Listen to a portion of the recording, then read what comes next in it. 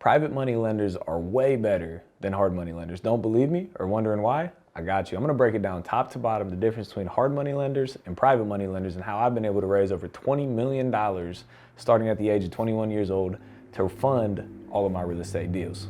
This is Austin Rutherford, where we talk business, finance, and real estate. The ease of the transaction and the access to the money that you can have with private money lenders compares to nothing else. To all the hard money lenders out there watching this video, sorry.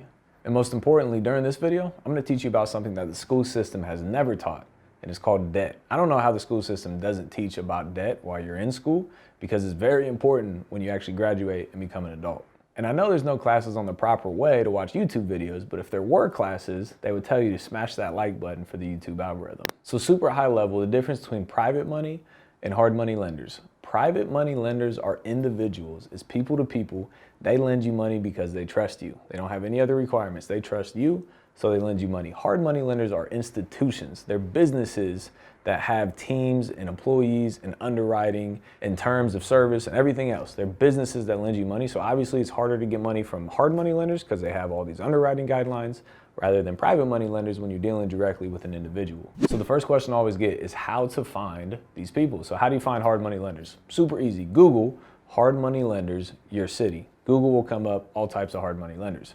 How to find private money lenders is different. They're private for a reason, so you can't just Google them. But if you watch this video here, I made an entire video that just talks about private money lenders and how to find and talk to private money lenders. So after this video, check out that video. So let's go hard money first. The normal terms that come with a hard money loan, first things first is they do a background check. They run your background to make sure that you're a legit human being. Second thing they do, they run a credit check. You actually have to have good credit to borrow money from hard money lenders, and that eliminates a lot of people, I know. But just stick around, hang tight. I'm gonna show you another option about private money lenders. The next thing is that they actually have to appraise the property. So, when you start getting into real estate, you'll realize that it's not the easiest thing in the world to go out and look at properties, because normally they might be owner occupied, they might be tenant occupied, or they might be vacant. Vacant ones are pretty easy to do.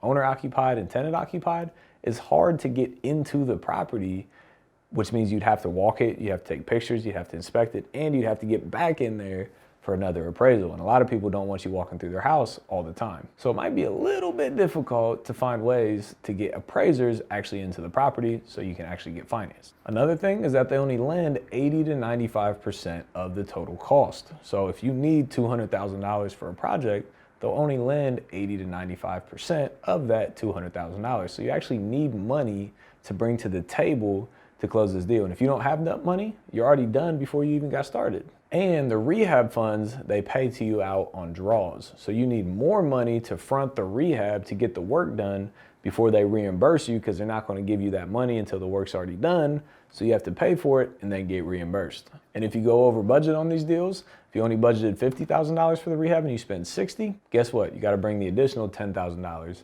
to the table as well. And there's monthly interest payments. So every month you got to pay interest to the lender. $200,000 at 12% is a $2,000 per month interest payment, more money out of pocket. And they usually lend on a 6 or 12-month term. So if you go past that term, they usually charge you an extension fee, and or if they don't want to work with you, they just foreclose on the property. Now again, most people want to work with you because they don't want the property back, but again, they're in a business for a profit.